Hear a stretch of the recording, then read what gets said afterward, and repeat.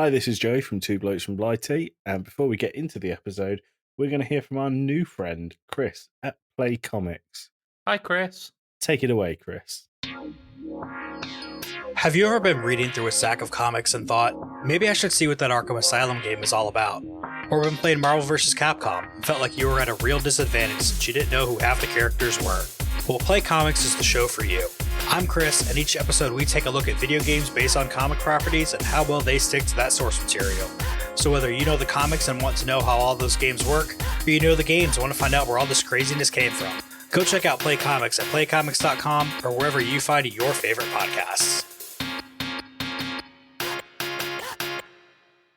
You can kick my wife, you can steal my dog, you can burn my house, but you're not touching my clogs. Tim, where the fuck is Kate Middleton? Two wrongs, in fact, do make a right. And immediately you're like, what the fuck is this? I'm all right with it. I expected Fizzy, to be honest. Just put a sample in. I'm not going to sing it. No, just sing it. I don't want to sing it. God damn it. Is that it? Yeah, that's it. Fuck me. And two, Slash looks very old next to a very attractive Ryan Gosling.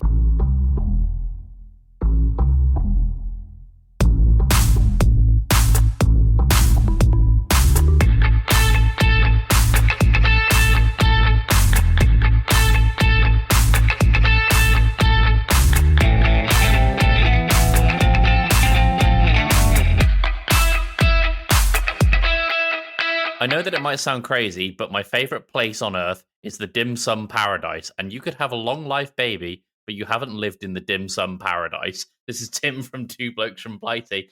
I'm joined by my usual co-host, Joey Fitz. Hello, Tim. What the fuck was that? It's a song that I heard on TikTok the other day, and it's been in my head for about a week. How does it go? It's like all synthwave. You know the guy who does the "You Can't Touch My Clogs" song? You're opening up a can of worms here. No, I don't know anything about You Can't Touch My Clogs. It's like you can kick my wife, you can steal my dog, you can burn my house, but you're not touching my clogs. I just want to know how this stupid dumb song goes. I'll send it you afterwards. No, sing it to me. I can't do it justice. It doesn't matter. Just try. I genuinely can't. Come on, let's put it out there to literally tens of people. Put a sample in. I'm not going to sing it. No, just sing it. I don't want to sing it. Come on, just sing it. The people will want to hear you sing. The only part that I know the actual lyrical rhythm to is when he goes, "It's a dim sum paradise." That's it. Jesus, that was not worth it. Tim, let's move into your. Sorry, I opened my phone and the dim sum paradise song came on. God's sake. Tim, let's move into your quiz question. Yes, pub quiz question of the week. Not a jingle, that's a sound effect at best. What we have there is a fucking jingle, Tim. What I've learned in the last 10 seconds is I'm entirely predictable. Well, what you have there is a fucking jingle, Tim. It's not a jingle, it's a sound effect at best. So, pub quiz question of the week. Your question is... I've lost the fucking question. There it is. Saying the name of what dried fruit used to encourage people to smile in photos in the 1800s before the phrase cheese? I don't know, but in my head, the word ravioli came up. That's not a dried fruit. Well, you're obviously cooking it wrong, Tim. Sorry, or growing it wrong, as it seems. I imagine it's something that needs ease in it, because it's the shape of your mouth with the word cheese. Mm-hmm. The point is that... it has what's referred to, essentially there's a bunch of shapes that our mouths can make, and they're called phonemes. You'll find a lot of animators use them, so your vowels will generally have the same shape. I'm trying to think of some others, like... consonants are the other ones, too. Consonants are very good, but like generally speaking, an animator will have, 20 to 30 phonemes that's used for like the same mouth shapes over and over again, and it's just about putting them in sequence. There you go. Don't say you don't come to Two Blokes and not learn anything. Yeah. Tim, how has your week been? I've been working. It's my first full week back at work since my holiday. It's fine. And how does that feel? I'm tired, but I was tired when I left the holiday as well, because I didn't really get a break. I thought you were going to say I'm tired, but I'm always tired. I am always tired. I can't think of a time I wasn't tired. Welcome to your 30s. I know. It's only going to get more 30s. Only going to get more energetic. Tim, What day of the week is it? It is a Wednesday, I think. In that case, I might need to.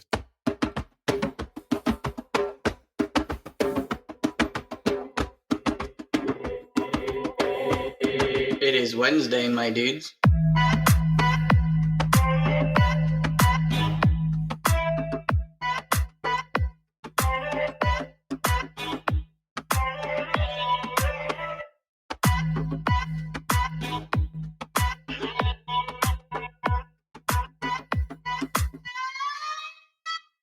Just You when like you that, think it's audience? going to go on way too long, it comes and it ends. Right there, perfect. Yeah, Tim, do you want your days of the week? absolutely. Hit me with them. I've got two, and I realise now why that word popped into my head, because one of them is National Ravioli Day. Ah, So, subliminal messaging in there. So we've got, this episode is going out March 20th. yes. Spoiler alert, it's Ravioli Day, people. And the other one is National Proposal Day. As in, like, proposing to a girlfriend or, like, business proposal or... But it's 2024, Tim, so let's not gender people. Sorry, yep. A corporate proposal is Consider yourself cancelled. entirely cancelled. Sure, yeah. And it's only Wednesday, so what are you going to do for you? One week. It is a marriage proposal. Yes. Ah, okay. Can I combine the two? No. Damn. You can't hide a ring in the ravioli. No, I was going to put a ravioli on the ring. No, that's that. What you get up to in your own time is entirely up to you. The doctor said it was fine. I'm going to go with... This is the strangest exam I've ever had, doctor. Weird, you're a dentist. I'm going to go with Ravioli Day. Nice. Yeah. And how do you want people to celebrate it? I want you to find... No, I want you to make your own ravioli. I want to see homemade ravioli. Do you ever feel like we give our audience too much homework? It's once a week. Like, it's not a lot to ask. You've chosen to listen to this. Do you regret it, listener? Because you should. Tim. Yeah. We're going to jump straight into our celebrity sighting section. Jeff Goldblum. Hi, my name is what? My name is my name is. People always ask me how I pronounce my name, Goldblum or Goldblum. I always tell them the same thing. How dare you speak to me?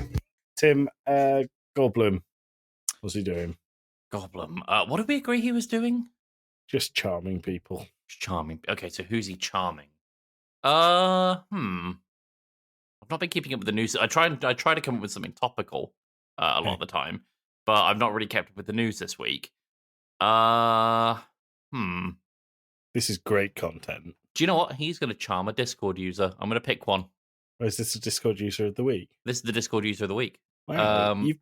Discord user who gets selected. You've been brought forward about 40 minutes. Congratulations. That's a massive bump in runtime. We are going to go with Dalton. Dalton. Well done, Dalton. Do you want me to use this as a segue instead? Yeah, go for it. He's charming Kate Middleton. Tim, where the fuck is Kate Middleton? Okay, I've seen a bunch of theories about this. This is... I say I haven't kept up with the news. This is the thing that keeps popping up because I keep seeing a bunch of Pepe Sylvia memes about it. She's either dead, divorced, had botched surgery, or she is genuinely just going back for like another round of surgery. Yeah, well, I think the official story is that she's had some surgery and she's recovering. Yeah. Right? While also doing really crap photo editing. But this is the problem, is they released something on the royal family's own Twitter page. Sorry. The Kensington Palace one. The on X. Twitter, currently known as X. Yeah.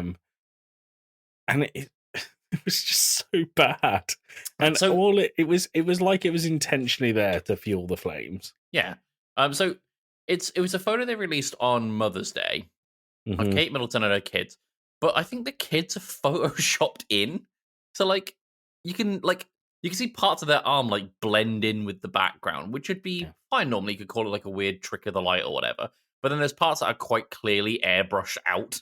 Yeah, also I saw a TikTok where someone had found the photo that they used for Kate Middleton's face Really? And they pulled it in together. And it might just be a massive coincidence that she is pulling literally the same face, but it's from a Vogue magazine cover, and they've basically turned it slightly and adjusted the lighting in Photoshop. Could they have not... So if it's the Kensington Palace Twitter, could they have not got a less public photo than the one that was presumably on the cover of Vogue? I think that they didn't think anyone would question it. It's fucking bizarre, Tim. It's super unusual. Can I bring us back to last week a little bit and tell you my favourite thing as a result of this?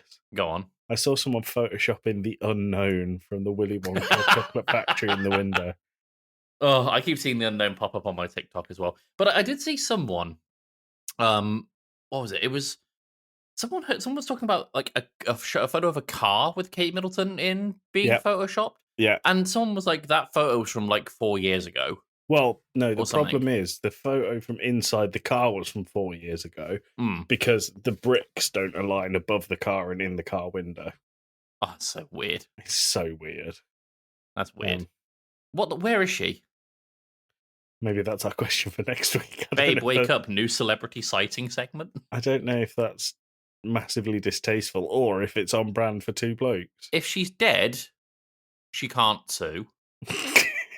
And if she's alive, no harm, no foul. Tim, her name's Kate, not Sue. Hey, well done. Well done. Tim, you've written here water companies.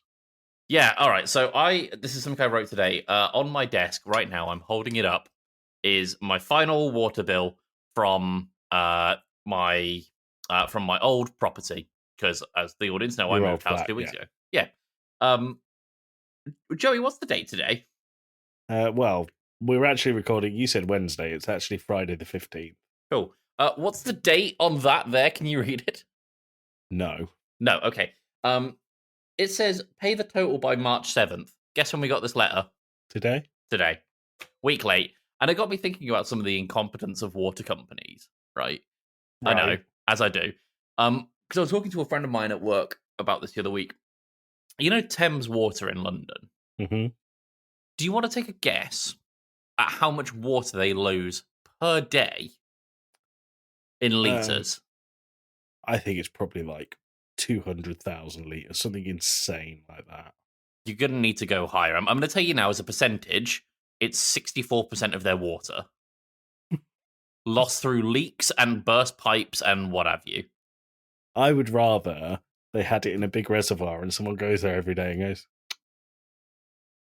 I swear there was more. This looks like 36% of what we had before. And then he stood there with a hose. But honestly, take another guess. Oh, I don't know. 1 million litres. Try 630 million litres of water a day. Wow. Yeah. And I can't understand how that business is staying. The people who live in London do not have a choice as to who their water supplier is. No. So everyone living in London who is paying their bills has to pay this one company to do one thing. And they still fuck it up that bad. I like to think that you didn't know that until today because you're angry at water companies for sending you a late bill. Who's and now the you're most like, incompetent? How can I tar every water company with the same brush? Well, I was on the phone. I paid the bill as soon as I got it, of course, because you're an upstanding citizen. I'm an upstanding citizen. And I was just like, look, I think it's very funny that you guys send me a bill that's about a week out of date. However, what I don't want is bad credit. So can we not do that in future, please? Did you say you're going to make the segment on my podcast? I said, listen on March 20th or whatever this episode comes out. 20th, yeah, we said it a few times. Spot on. Yeah, that was my little thoughts on water companies this week. Well, yeah. Good. Tim, I want to talk about a TikTok. Yeah. Our TikTok has suddenly become active again. Yeah, hackers have got in. Yeah, hackers have got in and they're shit posting. Yeah. It's not us, audience. Take us through the process. Normally, Joey will just send me a video that he's conjured up from somewhere. Just with the words for TikTok attached to it. And we've just been doing a lot of posting. I'm trying to do one a day at the minute. So I downloaded CapCut. That app. CapCut is great. It's really good. So I'm using that to essentially build a stockpile of memes that are related to our content. So if you're on TikTok, go follow Game Club Pod if you're not already, and look at our game.club.pod. That one. Yep. And go follow us because we're posting shit posts once a day. Yeah, that Duke Nukem one that you posted a few hours ago. Yeah, 700 views. that's pretty solid. It's pretty solid. I did enjoy that our most viewed one is your interview with Andrew Bowen. Jesus, I was going to say with Johnny Cage. Then I've really blurred the lines between. I thought you were going to say Andrew Tate. Tim and his advert for the Hustlers University has 920 listens. And it's been muted. It's been muted because of copyright. Yeah.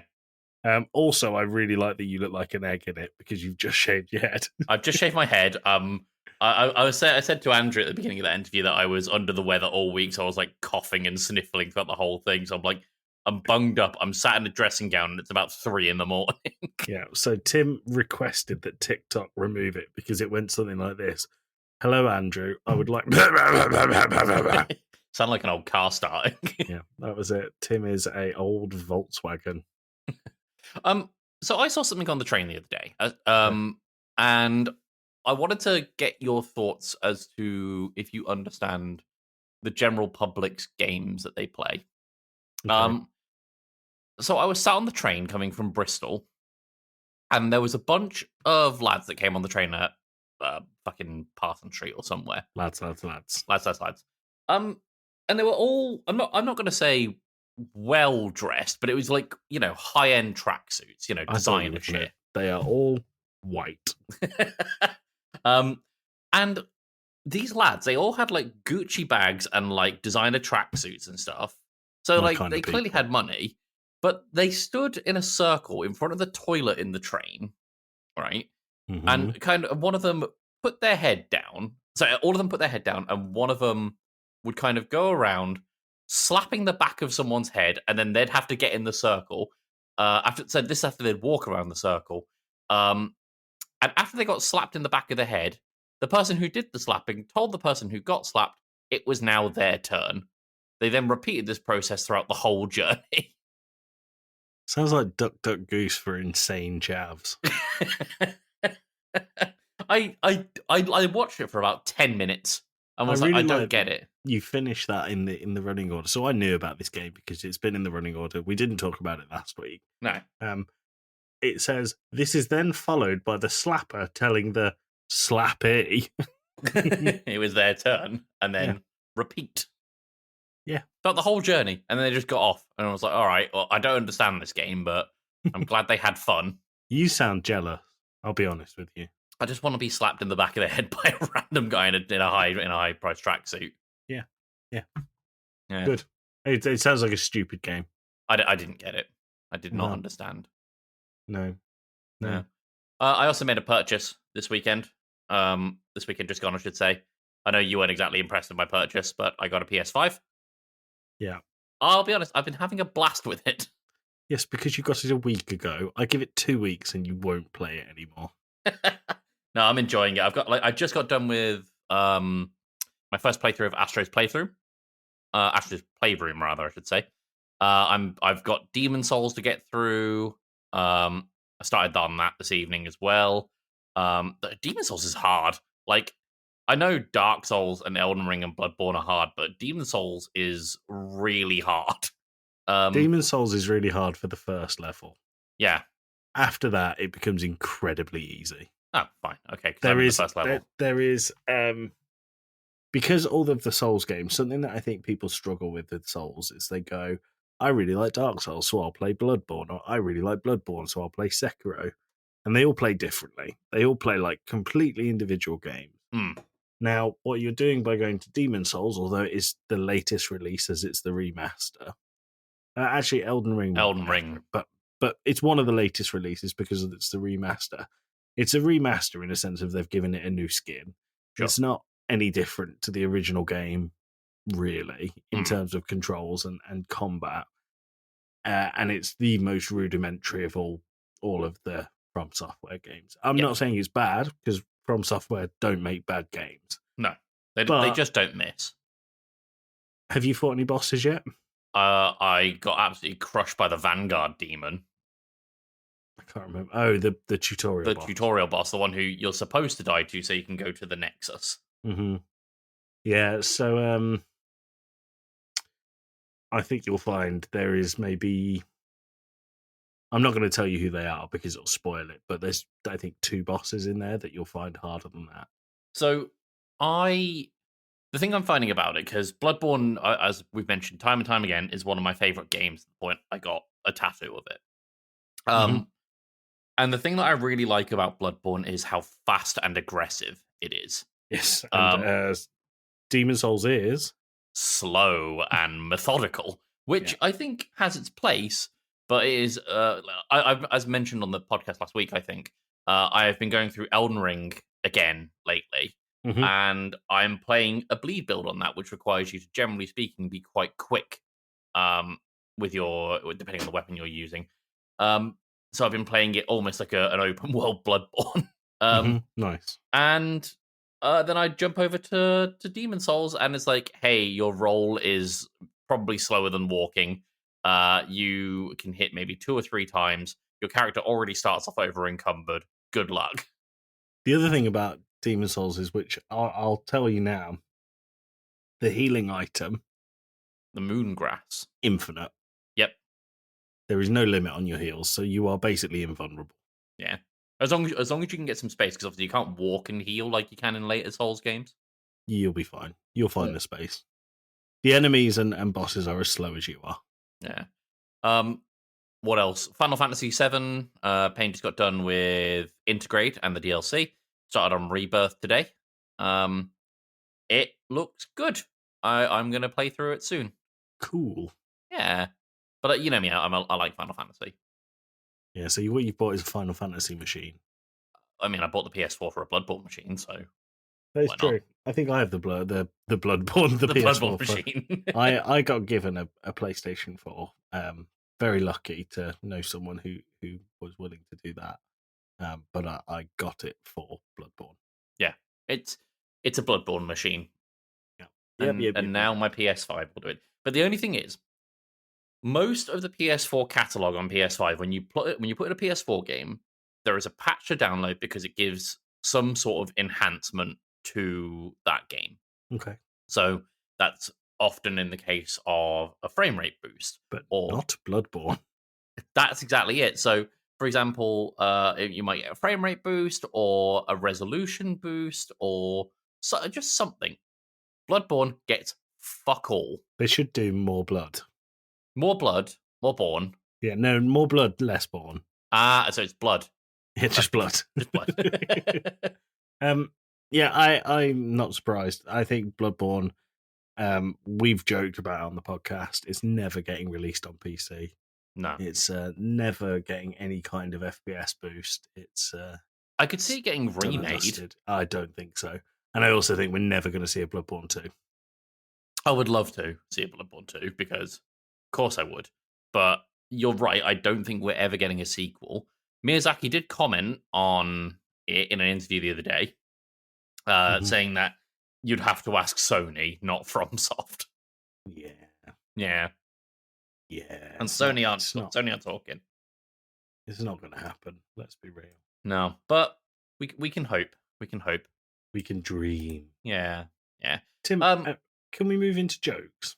Yeah, we can move into jokes. Okay, let's move into jokes. Where's my joke jingle? Tim, where's it gone? Oh, there it is.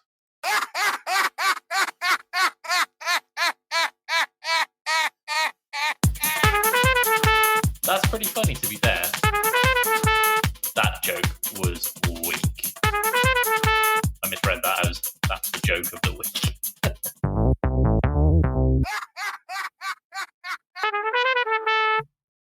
Tim. Yeah. Joke of the week. Joke of the week. This is a section where Tim and I will tell each other jokes. And we can't laugh at each other's jokes. And the one that makes us laugh ends the section, and that joke wins joke of the week. How many episodes? How many jokes have you got, Tim? 10. I have 10. Wow. Tim, you can go first. I went first last time. Okay, so let's have a look here. Which one am I going to pick? Did you know? There's a lot of my jokes this week are did you know? Okay. Did you know that if everyone held hands around the equator, most would drown? Good to know. Yeah. How do you confuse a blonde? Go on. Paint yourself green and throw forks at her. I'll do it. Mm-hmm. I'll do it. If you took Buckingham Palace, put it on its side, the police would have a lot of questions. I worry we have gone through similar thought processes this week, Tim. Yeah? Yeah. Oh, fuck, that was it. I jumped to the Eddie Izzard bit in my head where it was like full of like covered in bees and God damn it, is that it? Yeah, that's it. Fuck me.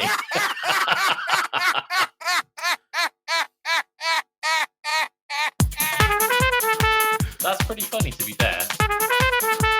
That joke was weak. I misread that as that's the joke of the week.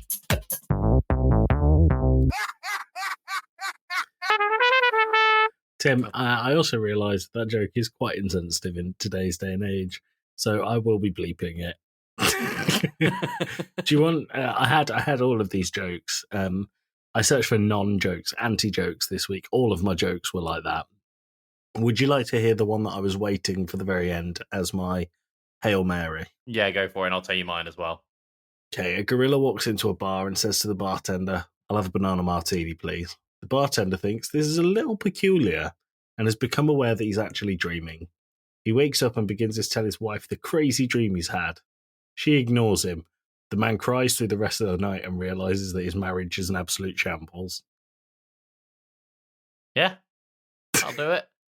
The one I've got is a lot shorter than that. It's did you know that the pool on the Titanic to this day is still full of water? That is so not funny, Tim. No? So cancelable. Yeah.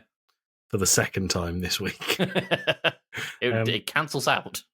Yeah, that's it. You do two horrific things. Make a right. It's fine. Two wrongs, in fact, do make a right. Tim, the Oscars was this week. It was this week. John Cena was in the nip. John Cena was in the nip. Have you seen anything else of it? I saw the winners of each category. Did you see Ryan Gosling performing I'm Just Ken? No. You need to watch it. It's really good. I saw a dog clapping. I didn't see that. I only put this in the running order to talk about I'm Just Ken. Anywhere else, he'd be a 10. Yeah, he would. He begins singing and he's sat behind Margot Robbie, who obviously plays Barbie in the movie. Berber's, yeah. And he moves up to the stage and Mark Ronson is playing the bass to it. And then he goes through and he's got all of these Kens dancing with him. And then when he does this whole bit where he's meant to be in a pool and it's shot from above and spinning, he gets put down and there's Slash playing a guitar solo over the top of I'm Just Ken. And it made me think two things. Ryan Gosling, if it was live, can actually really sing. He's got a good voice. He's a talented dude. And two, Slash looks very old next to a very attractive Ryan Gosling. He looks a bit like a melted candle. Slash has looked old for the last 300 years. I met Slash. He looks just as old in person. I can imagine. Yeah. You've seen the South Park episode, haven't you, where they like Slash isn't real? No, I have, but I don't remember it. Right. It's like because Slash seems to be all over the place, everywhere, like doing gigs all over the world at any one time. They treat him like Santa Claus. So like he's like, oh, I got Slash. My parents got Slash to play at my birthday party last year, and it's like when the kids like reach about 15 or 16 or whatever, they finally tell them that Slash isn't real. That's funny. That's very funny. Tim, we had movie club this week. We did have movie club. We had. Do we want a jingle for this at some point or no? You told me there's too many jingles. Let me just do this really quickly.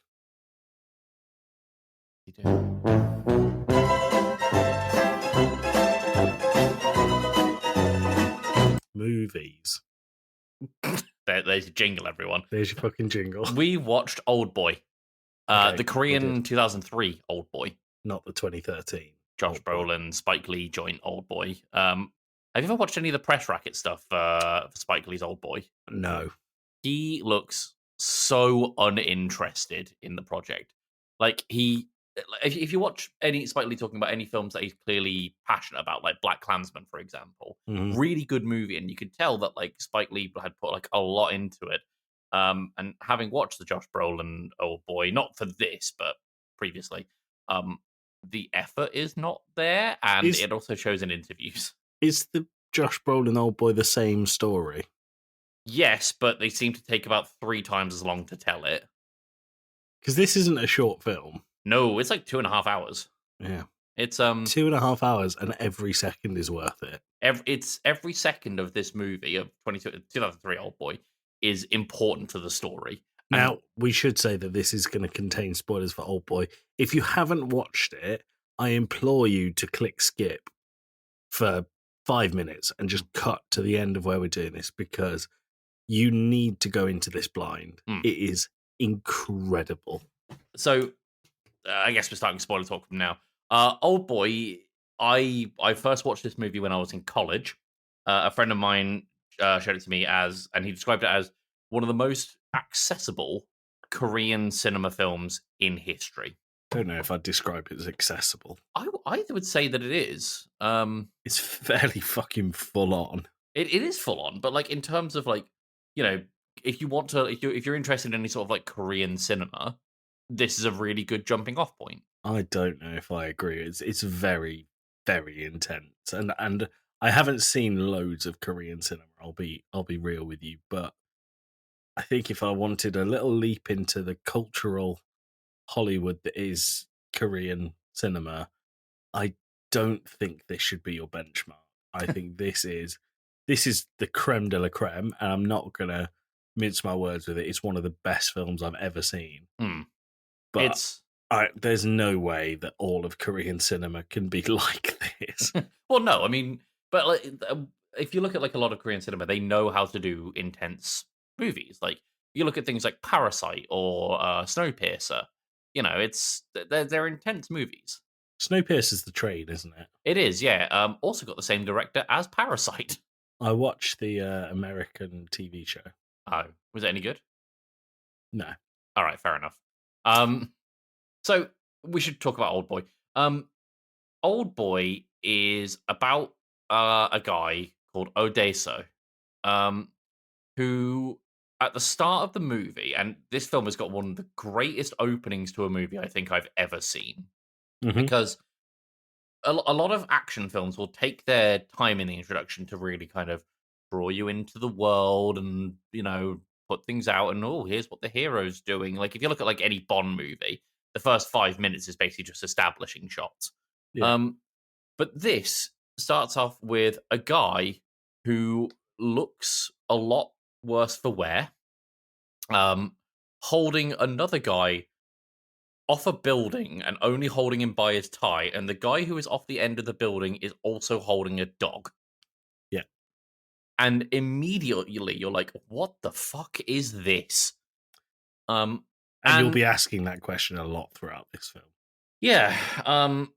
So when we then cut back to a little bit of a flashback where Odeso is he's in custody, he's in a police station and he's drunk. He's been a public nuisance. And his friend goes to pick him up from the police station, and he's on the way home because it's his daughter's birthday tomorrow. And he picks up some angel wings from like a street merchant, like just some ones that you just pop on like a backpack. And the friend is talking to the daughter on the way home on like in a payphone, being like, hey, I'm going to get you a present tomorrow. I'm just bringing your dad home. You know, we'll be there soon. And he turns around and Odeso is gone. And the wings are on the floor. Wings are on the floor.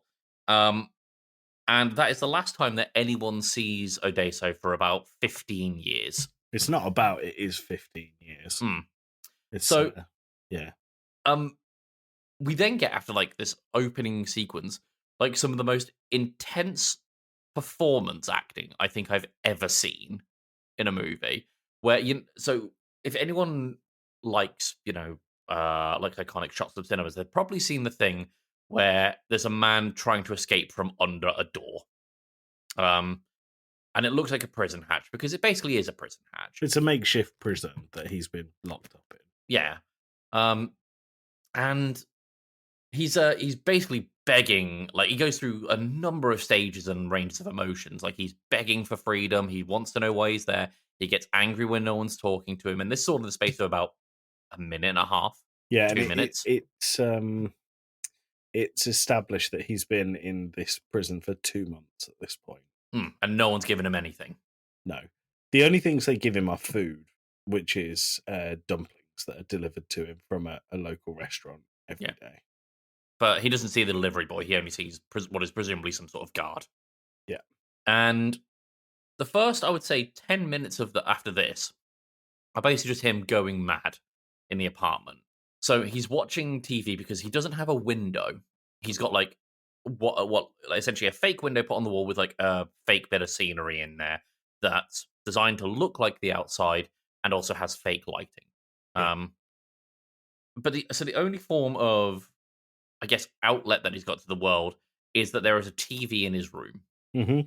And he comments on how it becomes your teacher, it becomes your priest, it becomes your doctor, it becomes your lover. And like, you know, he goes through all sorts of things where he's watching these news events across Korea, like, you know, sports events, New Year's Day, that sort of thing. And he's watching the news one day in this room and he sees that his wife has been killed. And he is the number one suspect. Well, he disappeared as the wife was killed. And just before this is revealed, they release this gas into the room that the character recognizes, I guess, in a post monologue scenario. He's like basically talking to the audience at this point, as the same gas that the Russians used on the Chechens. Mm-hmm. So it knocks him out cold. They take glasses, they take fingerprints, they take strands of hair, and they plant it at the apartment before they murder his wife. Yeah. To frame him for this murder. And then he starts, as he goes crazy, he starts like, you know, seeing ants on his skin, like that sort of thing. Mm-hmm. And he eventually punches a mirror and tries to kill himself. And he tries to kill himself a few times. A number of times. But it's pretty clear that someone is watching him because they never let him die. Yeah. Ever. And so he decides that he is going to try and get out. And I don't know how he paints like the figure of the man on the wall to practice taekwondo on. I'm not sure, but he ends up shadow boxing like every day for years. Mm-hmm. And getting very good at it. Ruining his knuckles. Like if you look at like points in the scene where like he's like showing because he draws like a tally chart on his hand for how many years he's been in this room. Mm-hmm. You can see his knuckles are all kinds of fucked up from just like punching the walls over and over again. Yeah. And one day he gets his food and he realizes that he's been given an extra chopstick, which sounds like a really non-significant thing, but his first thought is that some poor bastard in this building is eating their food with a single chopstick. He then realizes that he can use that chopstick to start chiseling his way out the room. Yeah, he chips away the mortar around a brick. And he does this. I can't remember if it tells you how long he does it for, but I think it's a couple of weeks for the brick. It's a long time, but he eventually gets to the point where he pulls the brick out of the wall. And I love this scene because it's such a small thing, but you can feel the emotion when he puts his hand through that brick hole and it's pissing it down outside. The rain is really coming down. And he just gets this sense of relief when he can feel the rain on his skin. I just think that whole thing was really beautifully shot. Mm-hmm. So eventually he does get out. I say he gets out. He's gassed once again, and a hypnotist comes into the room and says that he's going to wake up in an endless field of green. Yeah. And we get this really cool shot. It's a really cool transition of him kind of like daydreaming and dozing, and the camera tracks to the right, and there's like grass. And then all of a sudden, we've got this top-down perspective in a pretty, I'm not going to say it's a seamless cut, but it's a pretty good cut. Mm-hmm. Showing this trunk, and this trunk is wobbling, and it looks like it's just in a field.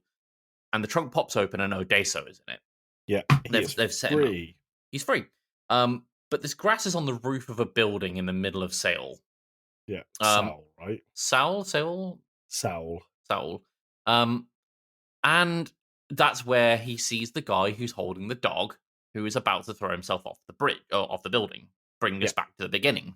I love that this is like the very start of the film, and they pitched it at the start as, I'm going to tell you my whole story, and that's how we'll do the film. But actually, they're going, we've told it now, we can get on with it. Yeah.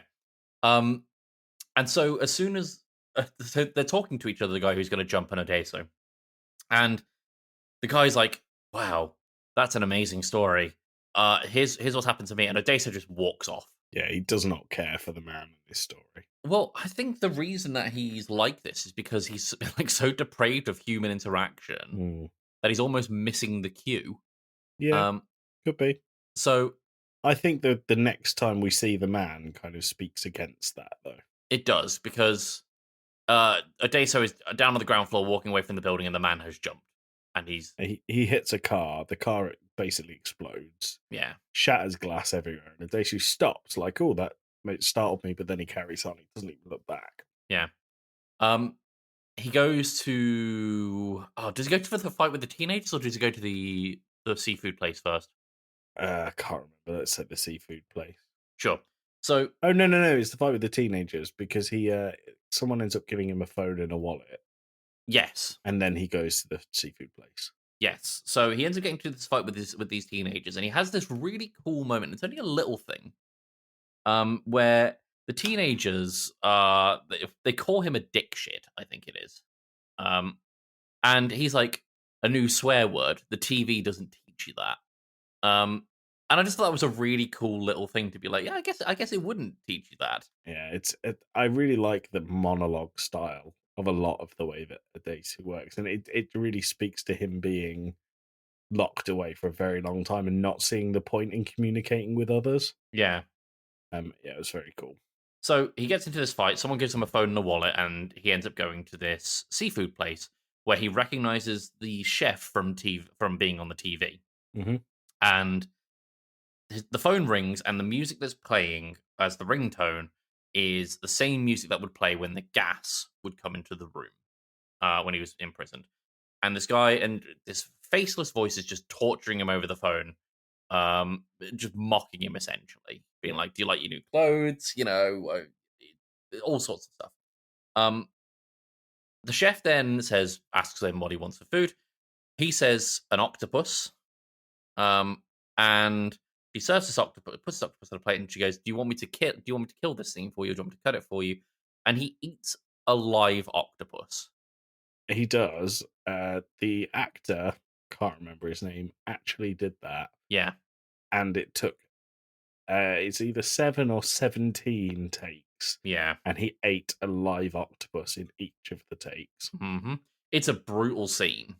It is, but he passes out just before the end. And the shot above him, where his head is on the table, he's still got the tentacle out of his mouth, and you can see this tentacle still like writhing around. It's vile. So I don't necessarily want to talk beat for beat on this thing, but I think the problem is everything's important. Yeah. So we then wake up at so Odeso wakes up at the chef's apartment, and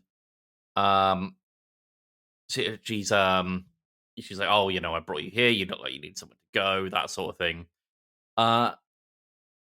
There is a pretty close sexual assault scene. Mm-hmm. Odeso does try and sexually assault the chef while she's on the toilet, and he clearly feels shame for what he does. Yeah. And she almost is like a bit of an apologist for it. Yeah.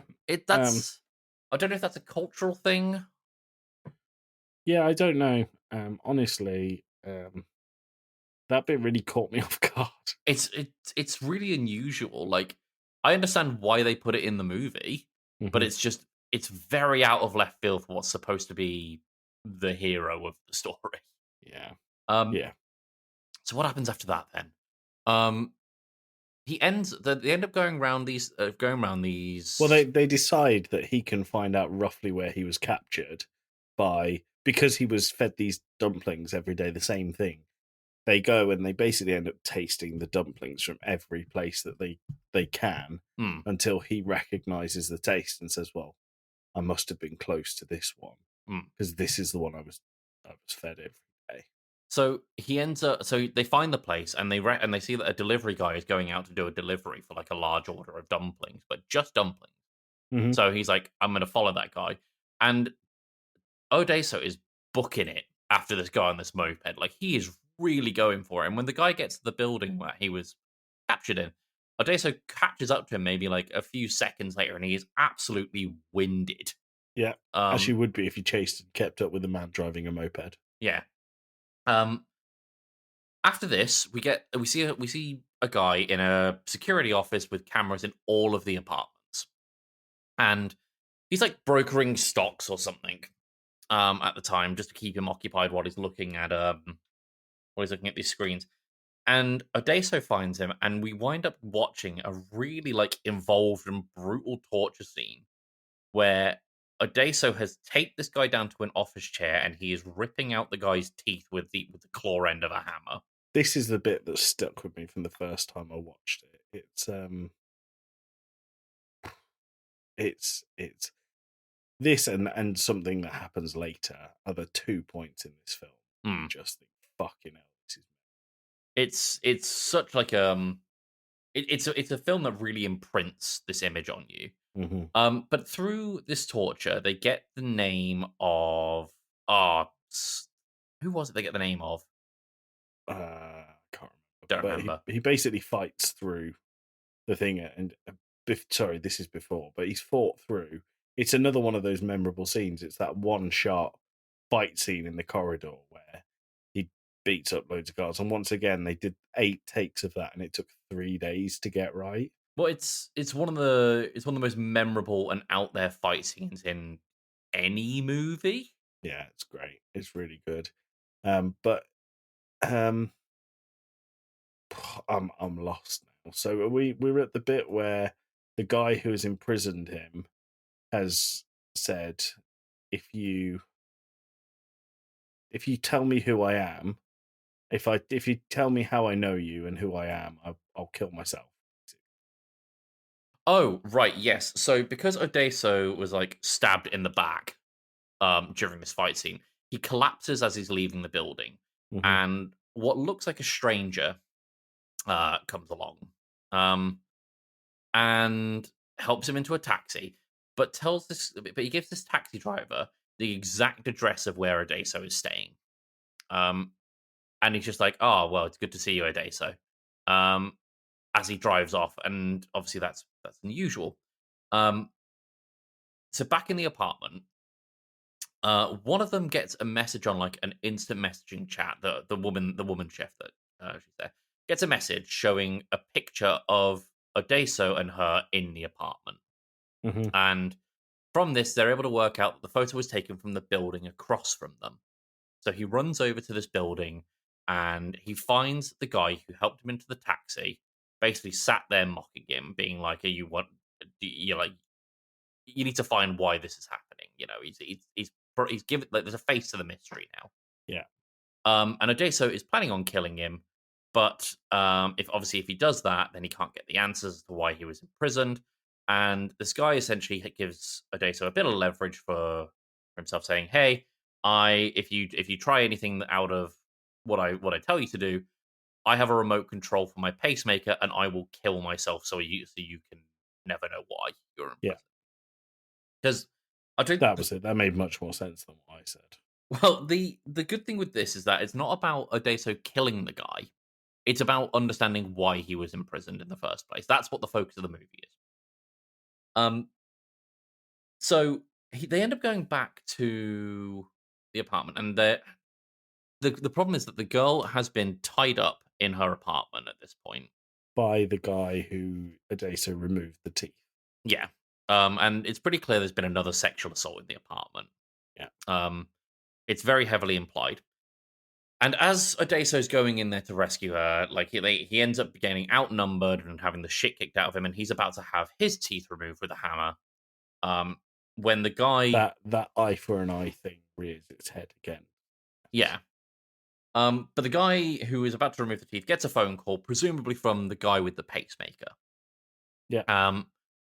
And he's offered a super large sum of money that's left in a briefcase outside the front door to not touch them further. And Odessa makes the comment as they're leaving, as the thugs are leaving, saying that he'll take the hand that touched her breast. Yeah. They end up driving to a motel or a hotel or something because they want to get away. Yeah. The apartment's not safe anymore. Exactly. So they end up driving to this motel or hotel, and the chef and Odeso end up having sex. Yeah. They wake up the next morning in one of the most uncomfortable sex scenes I think I've ever seen. Yeah, but I don't think Odeso really knows what he's doing anymore. No, but it's not uncomfortable because of that. It's uncomfortable because it's very graphic. Yeah, it's very involved. Yeah. So they wake up the next morning and find this purple box with a bow on it sat in the room that they're in. And they open it, and it's the hand of the guy who touched her breast. So they work out that they have been bugged. Mm-hmm. So they end up going to like this shopping center, and they end up getting the bug removed. And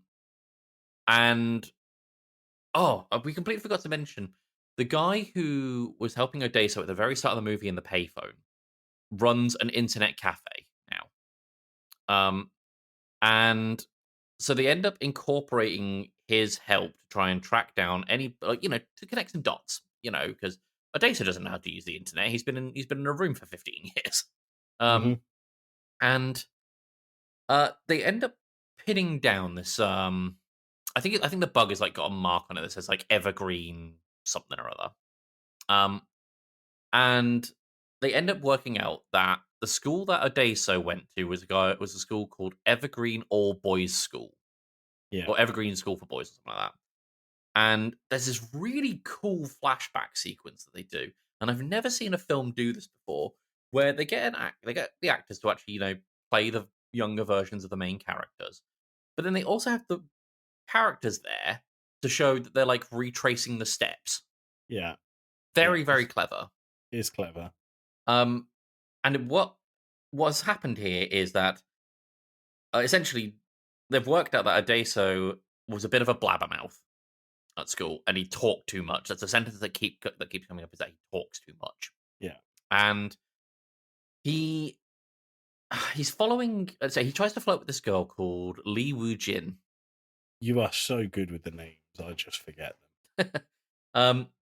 So he tries to flirt with this girl called Li Wu Jin, and so it doesn't go anywhere really. No. And so he ends up talking to this local hairdresser that the internet cafe guy knows, who went to a neighboring school. And they were like, "Oh yeah, we knew Li Wu Jin. She killed herself." Is the thing. And so we go back to another flashback, and what's happened is that the guy who has done the torturing, I'm just going to call him the pacemaker man, is the brother of Li Wu Jin, and who killed herself. Yeah. Who killed herself, and he is doing some photography with her, and what starts out as like really playful, lighter-hearted humor clearly, like very quickly becomes something more sexual, and he ends up, quite an incestuous thing, and he ends up having sex with her, and Odeso tells the IT guy, the guy in the internet cafe, when they're at school, but says, "If you tell anyone, I'll kill you for it," to be like, as I'd say, hey, don't tell anyone. But sure enough, a rumor gets around the school. Yeah. And she ends up basically throwing herself off a dam. Yeah. And as a result, we now have our why the person has been in prison. Essentially, the pacemaker guy is blaming Odeso for that getting out. For the death of his sister. Yeah. Yeah. This is where it gets dark. Yeah. So they end up, I don't remember how they track down a specific Bible verse of all things. I think it might have been like a reference in like a package or something like that. But he ends up connecting it to this one building, which he finds has a penthouse. And he stood in the lift and he's trying to work out he presses the penthouse button and the lift prompts him to enter a password.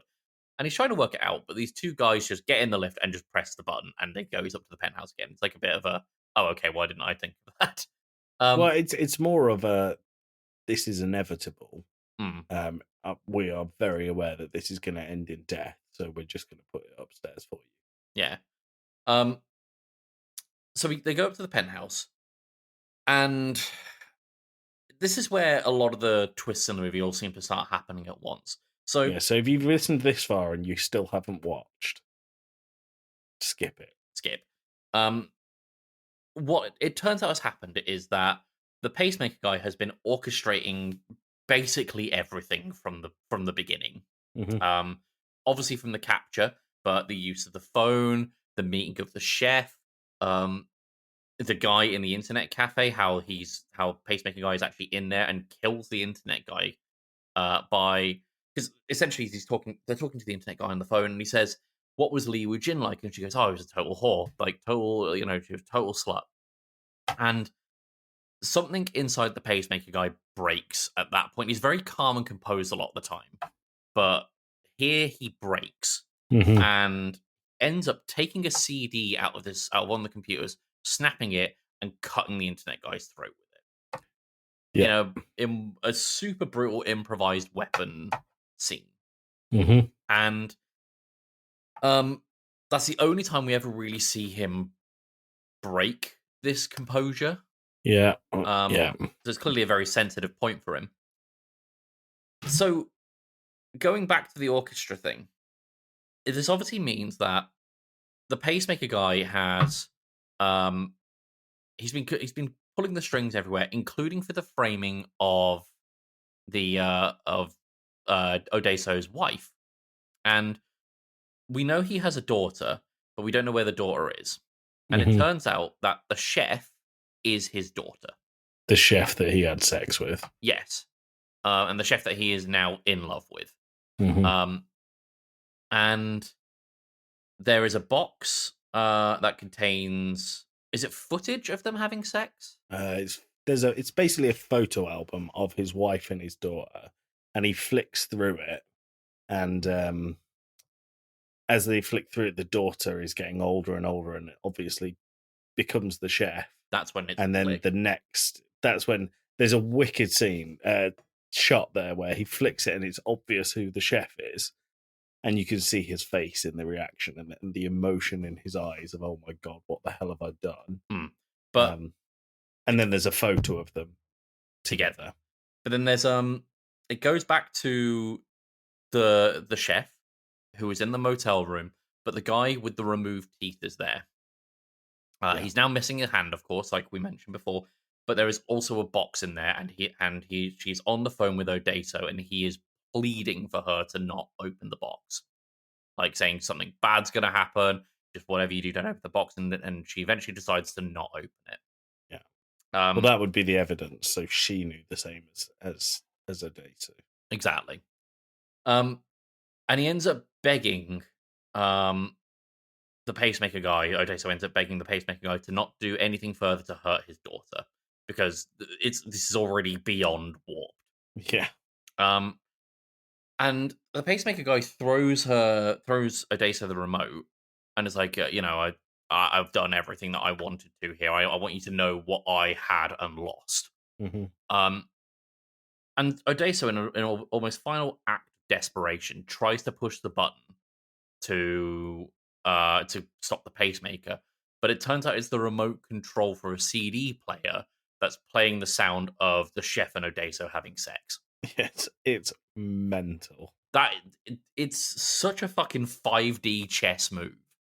Well, the thing I think is really crazy on top of that is the pacemaker man is just like, I'm done now. And he walks out and gets in the lift. And as he goes down the floors, he promised that if he worked out who he was, he'd kill himself. So he pulls out a gun and shoots himself in the head there and then, and goes through with his promise. Oh, we also should mention that there is a very in-depth scene of Odeso cutting out his tongue when he promises not to talk anymore. Yeah. And at the end of the movie, he ends up meeting up with this hypnotist to try and erase his memory of what he's done. And does he end up back in the room at the end? I can't remember if they're outside or in the room, but No, he doesn't. They're in the snow in the woods. Yeah.